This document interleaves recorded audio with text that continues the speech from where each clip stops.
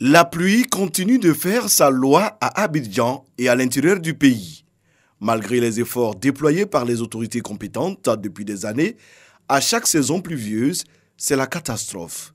Face aux députés, la ministre de l'Assainissement et de la Salubrité a fait le tour d'horizon des ouvrages réalisés pour freiner les inondations.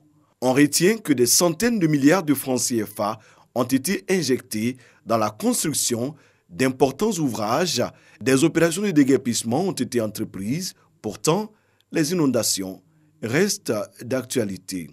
Je suis donc devant vous au nom du gouvernement, en vue de rechercher votre appui et votre soutien pour la mise en œuvre des grands ouvrages et des schémas directeurs dans les villes du pays.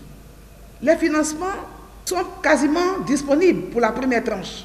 À présent, nous devons mettre en œuvre avec toute la rigueur.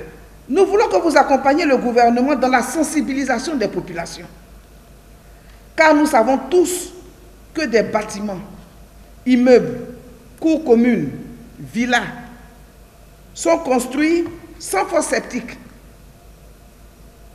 sans système de canalisation des eaux usées et pluviales, et souvent dans des zones non constructibles. Dans les jours à venir, des actions de grande envergure seront menées. Les dispositions urgentes qui seront prises très prochainement pourront paraître très sévères. Ces mesures seront contraignantes au regard de la période de la Covid-19 et de la saison des pluies, mais elles sont indispensables et irréversibles.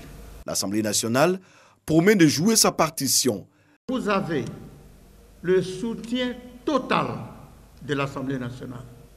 Avec vous, le président de la République, son Excellence Alassane Ouattara et son gouvernement pour la réussite de votre mission. Les députés ont surtout appelé à une solidarité et à une forte mobilisation des membres du gouvernement dans ce combat contre l'anarchie qui n'a que trop duré selon les parlementaires.